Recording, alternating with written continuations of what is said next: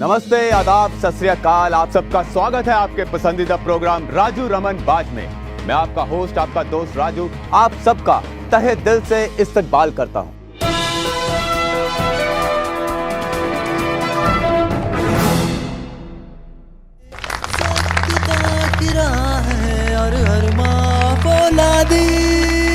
और आज का टॉपिक है आजादी। आजादी, आजादी,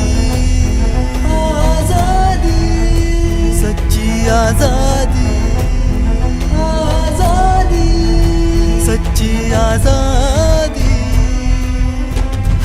इंकलाब जिंदाबाद, इंकलाब जिंदाबाद, इंकलाब जिंदाबाद। दोस्तों, एक बात पूछूं, इनकलाब जिंदाबाद बोलने से, गाड़ियों के पीछे स्टिकर लगाने से या फिर सोशल मीडिया पर मैसेज पोस्ट करने से क्या भगत सिंह वापस आ जाएगा? नहीं, क्योंकि दुनिया के इस खेल में, इस सृष्टि रंगमंच पर कोई भी कलाकार उसी नाम रूप से दोबारा वापस कभी नहीं आता है।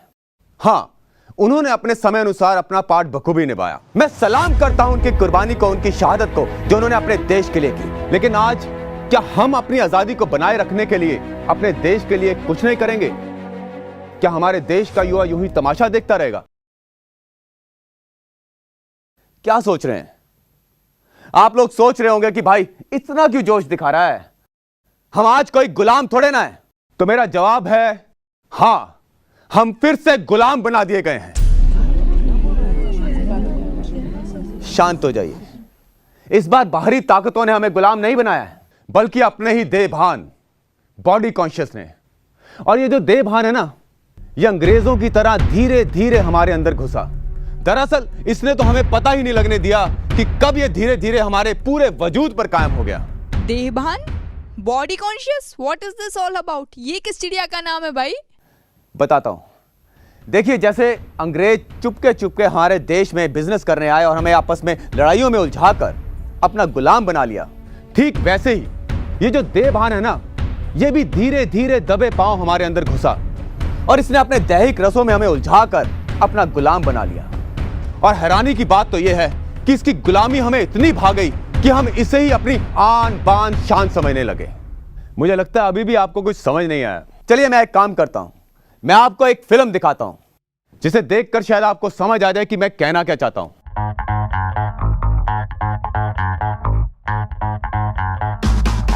माया, क्या करते हो अमित?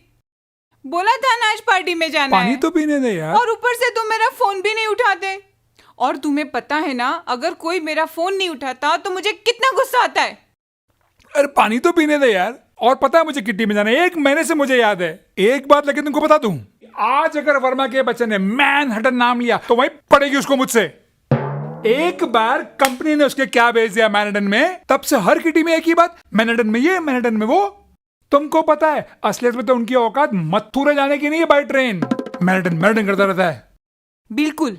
और उसकी बीवी हर बार वहां से लाया हुआ पर्स दिखाकर शो ऑफ करती रहती है। कहती है, मैंने कितनी बार कहा मिस्टर वर्मा को कि इतने पैसे खर्च करने की क्या जरूरत है। और वर्मा जी कहते हैं, डार्लिंग तुम्हारी स्माइल $1,000,000 की है, तो क्या मैं $5,000 का गुच्ची का पर्स नहीं अफोर्ड कर सकता?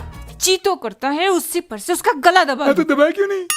सबको पता है चोर बाजार में 300 रुपए का मिलता है। रिलैक्स माया, तुम पहले तैयार तो हो जाओ। तैयार तैयार तो आज मैं ऐसी होंगी कि देखने वाली सब जल कुकड़िया हो जाएगी। तुम्हें पता है हमने वो ड्रेस ली थी, वो चोर बाजार वाली मिलान। मिलान मिलान मिलान। अच्छा, वो अच्छा, ड्रेस ही काफी है सबका बेचा फ्राई करने के लिए। और पता है क्या, आज मैं भी वर्मा के बच्चे को दिखा दूंगा कि ओरिजिनल रैडो 4.5 लाख की वॉच क्या होती है। So let's get ready for the show.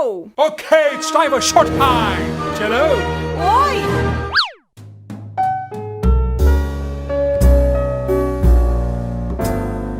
Mom, dad, हम दोनों बहुत बोर हो रहे हैं। और घर का खाना भी अच्छा नहीं लग रहा। राहुल, रिया, आप दोनों को मैंने मना किया था ना। रिलैक्स माया, आपको पहले कहा गया था ना कि हम बाहर जा रहे हैं। एंड यू, आपको घर का खाना पसंद नहीं है तो आप कुछ भी खाना बाहर से मंगा सकते हो।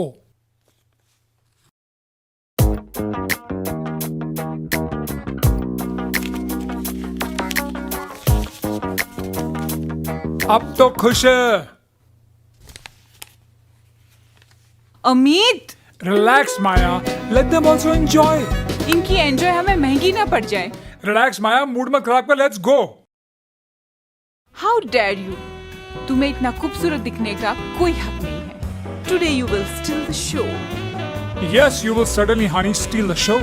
So will you. Thanks, let's go. Soon, party करेगा?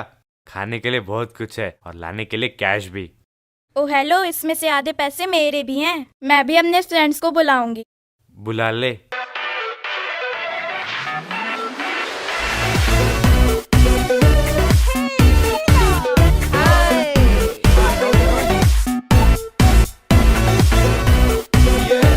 How is it?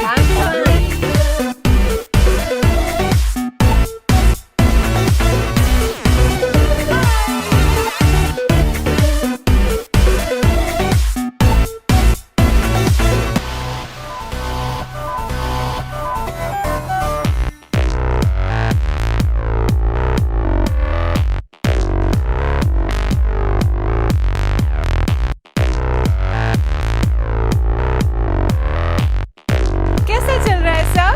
बस यू नो व्हाट, मेरे भाई ने है ना मिलान से। Just second.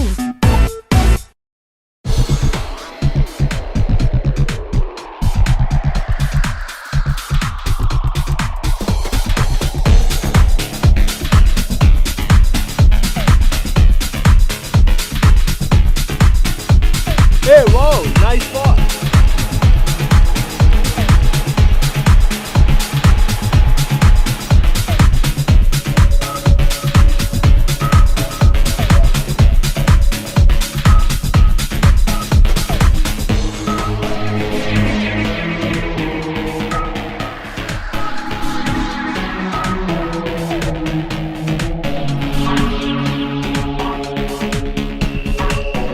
यहाँ पर कैसे आ मेरे को गए? भैया, म्यूजिक मुझे ले आया।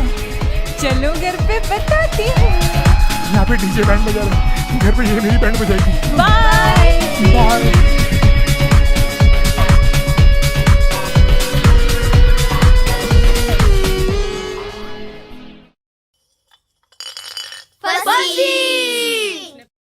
ट्रुथ या डेयर?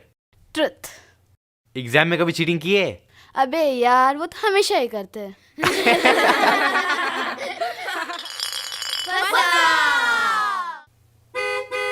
Oh shit. पापा आ गए। अब क्या करें? एक काम करो, पीछे के दरवाजे से बाहर निकलो। जल्दी जल्दी जल्दी जल्दी जल्दी जल्दी निकलो।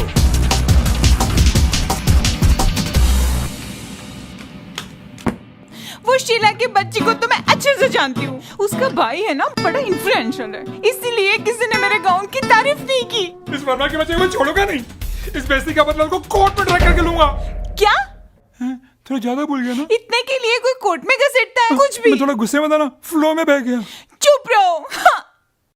मम्मी, मेरा गाउन। देखो, तुमको रोना तो भला दो, लेकिन थोड़ा धीरे रो, बच्चे चुप थक जाएंगे। रहो।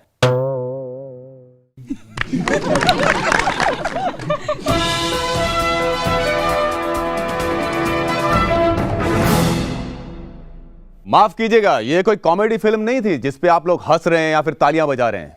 उन्होंने अपनी मर्जी से तो ये घड़ी और गाउन खरीदा था, फिर क्यों लोगों से तारीफ की भीख मांग रहे हैं? ये भी तो एक देवभान का ही स्वरूप है। मैं आपसे कुछ पूछना चाहती हूँ, आप कहना क्या चाहते हैं? मतलब हम अपनी लाइफ एंजॉय ना करें? हाँ, मतलब हर रोज 15 अगस्त मनाएं? एक्सक्यूज मी, पहले तो आप अपने ये मोबाइल फोन बंद कीजिए, क्योंकि एक लाइव शो है। और वैसे भी ये एक सुनहरी बेड़ियां हैं जो हमने खुद इजाद की हैं अपनी गुलामी के लिए। ओह हद है, मतलब अब ये फोन भी आपको बेड़िया नजर आता है? कमाल है। जी हाँ, ये वो आग है जिससे रोटी भी पकाई जा सकती है और घर भी जलाया जा सकता है। और बदनसीबी से हम उस दौर से गुजर रहे हैं जो आज की नस्लों से रोटियां नहीं सेकी जानी। देखिए भाई साहब, मुझे ऐसा लगता है ना कि आपको इस मॉडर्न दुनिया से ना ज्यादा ही प्रॉब्लम है। आप क्या चाहते हैं, हम उस पुरानी अनकल्चर्ड दुनिया में वापस चले जाएं? क्या नाम है आपका? सौम्या। क्यों? सौम्या जी, पहली बात ये कि पुराना जमाना अनकल्चर्ड बिल्कुल नहीं था। वो कैसा था उसका तो हमें अंदाजा भी नहीं है। खैर छोड़िए, आप ये बताइए कि आपके हाथ में फोन किसका है? कांट यू सी, ये मेरे हाथ में है तो मेरा ही होगा ना। ये आपका फोन है, यानी आप इसके मालिक हो? जी। तो मालिक बन के रहो ना। आपको पता है इस फोन को बनाया गया था दूरियां मिटाने के लिए। इसने कितनी दूरियां पैदा कर दी हैं। आज अगर घर में 4 मेंबर हैं तो सभी के पास अपना स्मार्टफोन है। सबसे पहले इसने हमारी मेमोरी छीनी। पहले हमें कितने नंबर्स याद रहते थे, आज है आपको आपके घर के सभी मेंबर्स का नंबर याद। और दूसरी बात, इसने हमारे सारे संबंध छीन लिए। रिश्तों से ज्यादा हमें इस फोन से लगाव हो गया है। और जिस पुराने जमाने को तुम अनकल्चर बता रहे थे ना, उस पुराने जमाने में माएं अपने बच्चों के लालन पालन का पूरा ख्याल रखती थी और लोग वैल्यूज को वैल्यू देते थे। और आज वैल्यूज और वर्च्यूज की कोई वैल्यू नहीं। तो सोचिए कैसा होगा वो समाज जहां सिर्फ मैं और मेरे को पोषित किया जा रहा है, जहां प्यार, सद्भावना और त्याग को आउटडेटेड या फिर वेस्ट समझा जाता है। मुझे याद आती है पूर्व राष्ट्रपति और एक महान वैज्ञानिक डॉक्टर अब्दुल कलाम जी की वो बात। Where there is righteousness in the heart, there is beauty in the character. When there is beauty in the character, there is harmony in the home. When there is harmony in the home, there is harmony, there is an order in the nation. When there is order in the nation, there is peace in the world.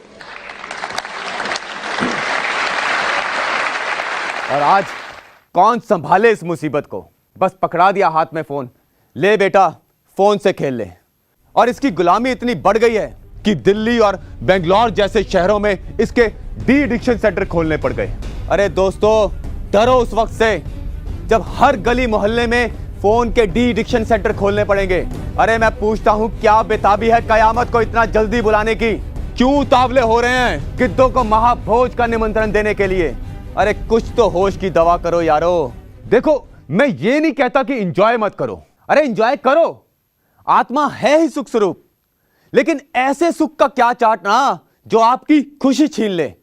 बैठ जाओ सौम्या। तो देभान मतलब क्या करें? देखिए, जिंदगी जीने के 2 तरीके हैं, एक सोल कॉन्शियस और एक बॉडी कॉन्शियस। सोल कॉन्शियस यानी मैं आत्मा, इस शरीर की मालिक। और बॉडी कॉन्शियस वो तो आप सब हो ही, यानी आप अपने को शरीर मानते हो। ओ भाई साहब, क्या शरीर लगा रखा है। मेरा नाम राम सिंह है और मैं अपने आप को नरेंद्र मोदी बनकर घूमू गया। राम सिंह जी, आप बिल्कुल सही कह रहे हैं। जैसे ही आप हमारे माननीय प्रधानमंत्री श्री नरेंद्र मोदी जी की आवाज और अंदाज लेकर दुनिया में घूमोगे तो बड़ा मान सम्मान मिलेगा। लेकिन एक बात बोलूं, जैसे ही दुनिया को आपकी हकीकत पता चली, लोग तो आपका जो हाल करेंगे, पुलिस वाले अलग से।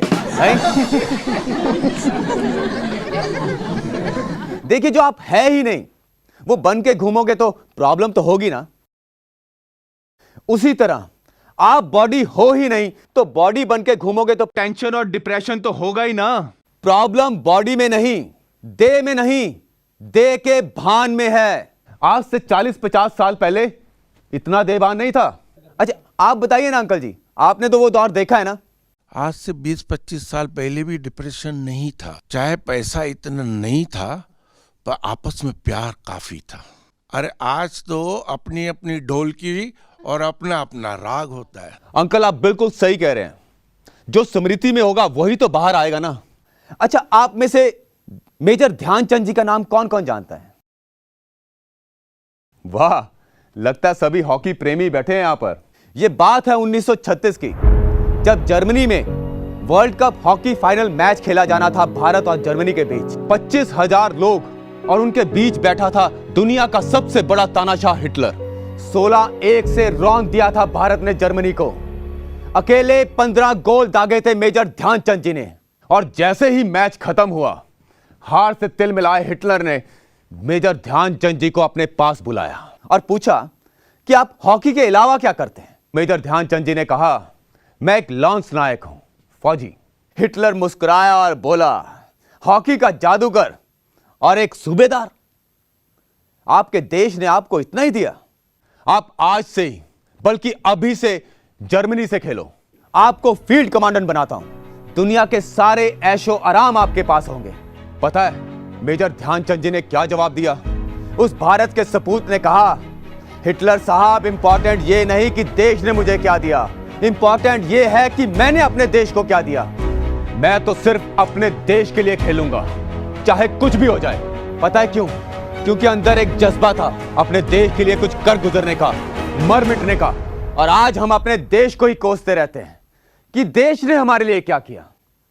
चाहे कुछ भी हो जाए, हम पॉलिटिशियंस या फिर पुलिस वालों के ही दोष देते हैं। मैं आपसे पूछता हूं कि कौन सा ऐसा विभाग है या फिर कौन सा ऐसा डिपार्टमेंट है जहां पर करप्शन ना हो। अरे सोचो, 1936 में जब वो मैच खेला गया था तो क्या सुविधाएं रही होंगी। अंग्रेजों का राज था, पर फिर भी अंदर में एक जज्बा था अपने देश के लिए मर मिटने का, अपने देश के लिए कुछ कर गुजरने का। लेकिन आज इस सोच को इमोशनल फूल समझा जाता है। अरे साइंस के चमत्कारों को सलाम करने वालों, आप खुद भूल गए कि आप कितने चमत्कारी हो। अरे आप लोगों का ही गायन है ना, जो भगवान के कार्य में लगे और हनुमान जैसे अपनी शक्ति भूल गए, और जब शक्ति याद दिलाई तो मुसीबतों का पहाड़ तक उठा लाया। पर आज हमें लगता है ये तो किसी और की बात थी, हम थोड़ी ना थे उस समय में। पर याद रहे, हे अर्जुन, कभी वो समय ही नहीं था जब मैं नहीं था, तुम नहीं थे, या ये सारे लोग नहीं थे। और वो समय भी नहीं होगा जब मैं नहीं होऊंगा, तुम नहीं होंगे और ये सारे लोग नहीं होंगे, क्योंकि हम ही थे, हम ही हैं और हम ही होंगे। Excuse me, brother. Have you called here to hypnotize us? No, ma'am. I called to dehypnotize. मैं ये नहीं कर सकता। मैं अपाहिज हूँ, मैं बूढ़ा हूँ, मैं छोटी जाति का हूँ, मैं ये शरीर हूँ। पता है, आप इसमें से एक भी नहीं हो। Over a period of time आपको हिप्नोटाइज किया गया है। अच्छा, आप मेरे एक सवाल का जवाब दीजिए। राजा का बच्चा राजा, भिखारी का बच्चा भिखारी, और दाता का बच्चा दाता का बच्चा मंगता। भगवान मुझे ये दे दो, वो दे दो, कभी ऊपर, कभी नीचे, कभी इधर, कभी उधर।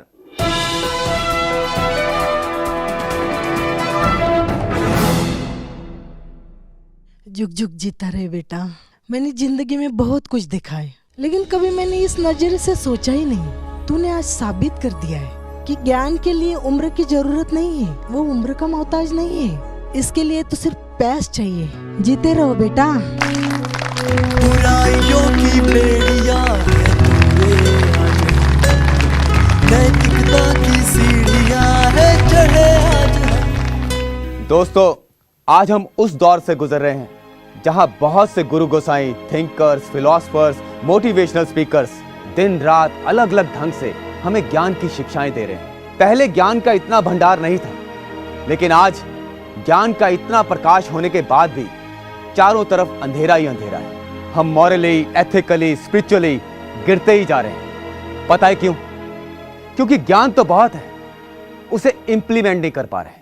छोटी छोटी बातें सहन नहीं होती तो ज्ञान की बड़ी बड़ी बातें कैसे घुसेंगी? पता है, ये जो देह भान है ना, ये अंदर घर करके बैठा है। जब तक हम इसे खत्म नहीं करेंगे तब तक हम अपनी सच्ची आजादी मना ही नहीं सकते। और जिस दिन हम इसे खत्म कर देंगे उस दिन हम खुद के सांस लेंगे एक ऐसी दुनिया में जहां पर कोई डर नहीं होगा, कोई भय नहीं होगा, जहां सिर्फ प्यार और सद्भावना होगी। दोस्तों, समय सीमा कम है और कहने के लिए बहुत कुछ, और जाते जाते मैं सिर्फ इतना कहना चाहूंगा कि अगर आप भी सच्ची आजादी मनाना चाहते हैं, इस देह भान को खत्म करना चाहते हैं, तो आज ही अपने नजदीकी ब्रह्मा कुमारी सेवा केंद्र पर संपर्क करें। जय हिंद। बुराइयों की बेड़ियां नैतिकता की सीढ़ियां है चढ़े आज हम। देह भान की गुलामी त्याग देंगे हम, मन को जीत सच्ची सलामी आज देंगे हम। जाति भेद की जंजीरें जड़ से उखाड़ देंगे, परिवर्तन की गांठ बांध कर नई उड़ान भरेंगे। सत्यता की राह है और हर माँ फौलादी, सच्ची आजादी, आजादी, सच्ची आजादी, आजादी, सच्ची आजादी।